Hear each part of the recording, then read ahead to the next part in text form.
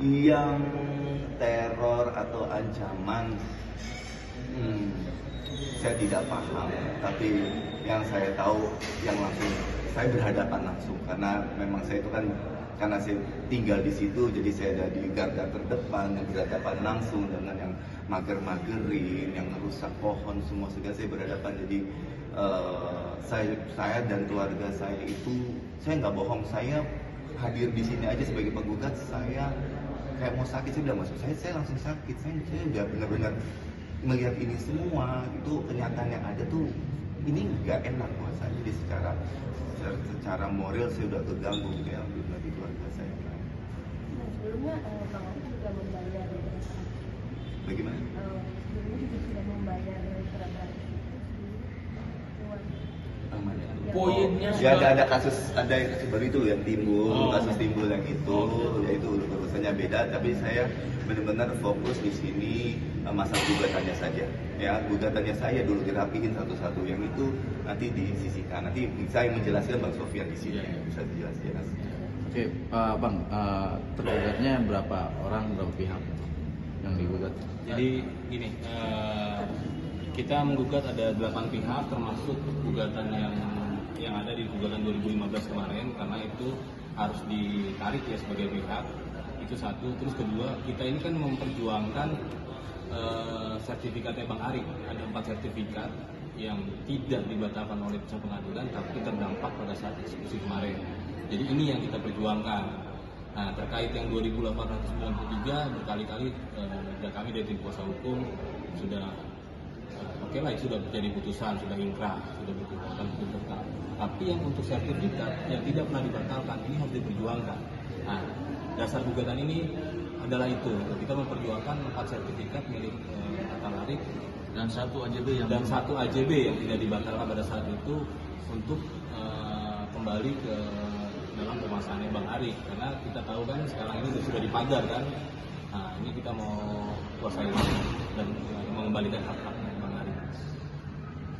Bang, ini juga meminta atensi ke presiden kita nggak sih Bang? Ini kan mengingat bahaya banget ini Bang, kalau tanah nih main caplok aja nih.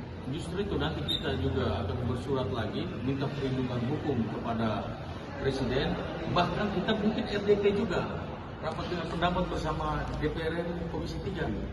Kita akan masuk ajukan ini nanti, karena ini udah keterlaluan ini. Belum pernah terjadi di Indonesia, sertifikat tidak pernah dibatalkan, AJB tidak pernah dibatalkan, tapi dieksekusi. Ini baru pertama kali terjadi di Indonesia ini.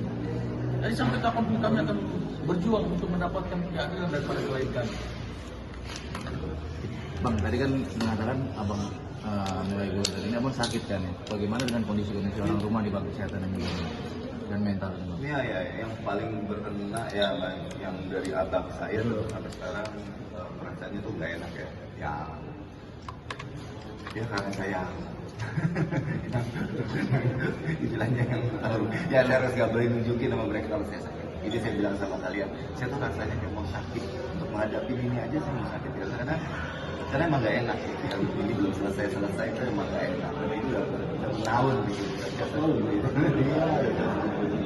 Ini rumah abang yang dibongkar ya?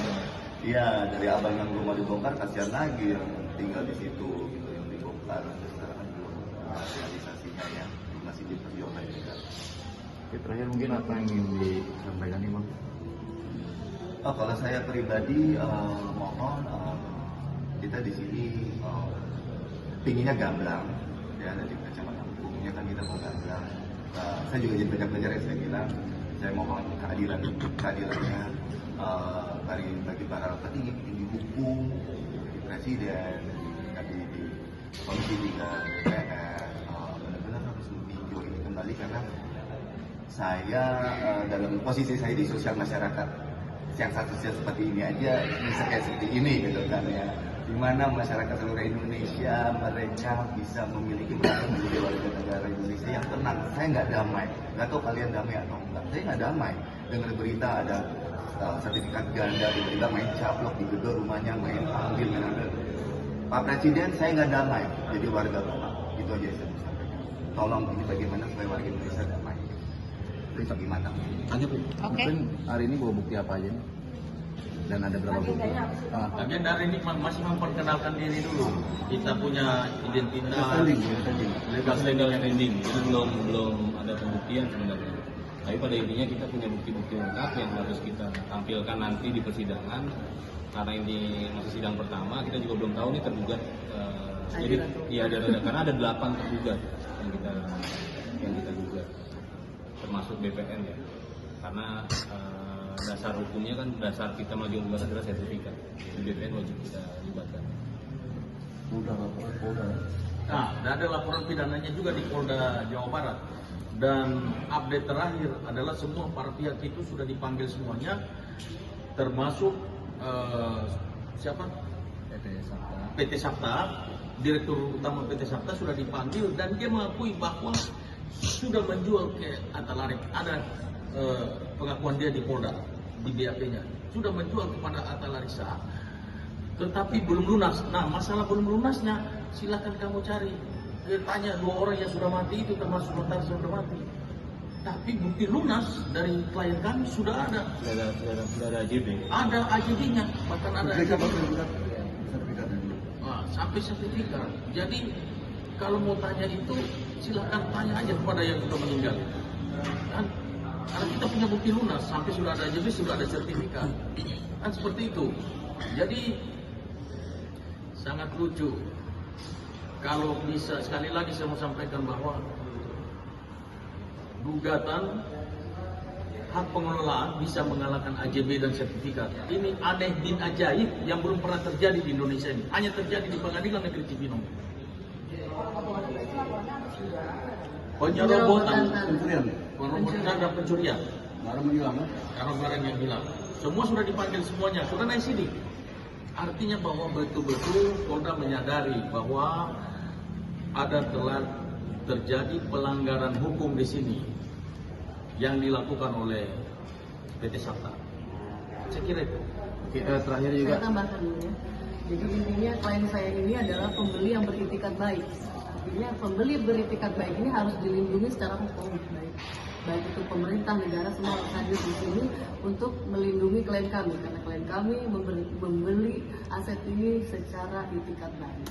Artinya dalam hal ini sehingga klien kami menghadapi situasi hukum, kemudian dicuri secara terang-terangan, dieksekusi melebihi dari apa yang dipunya, yang tertulis di dalam sertifikat yang dimiliki. Itu artinya semua pelanggaran-pelanggaran yang nyata. Sampai kemanapun kita akan berjuang untuk memperjuangkan hak-hak klien. Seperti itu. Intinya di sini terlihat jelas bahwa ada produk-produk hukum, penyelundupan hukum di sini yang sengaja dibuat untuk merampas hak-hak klien kami secara nyata. Dan itu kami akan berjuang di situ sampai titik darah habis. Berarti dalam hal di sini melibatkan para pihak juga dong, termasuk KDM juga nih, karena dia kan terbuka juga nih pengaduan terkait dengan penyerobotan tanah. Oh iya, ini karena masuk wilayah Jawa Barat, kita akan memohon kepada, bersurat juga kepada KDM juga supaya beliau ikut memantau jalannya perkara ini. Oke.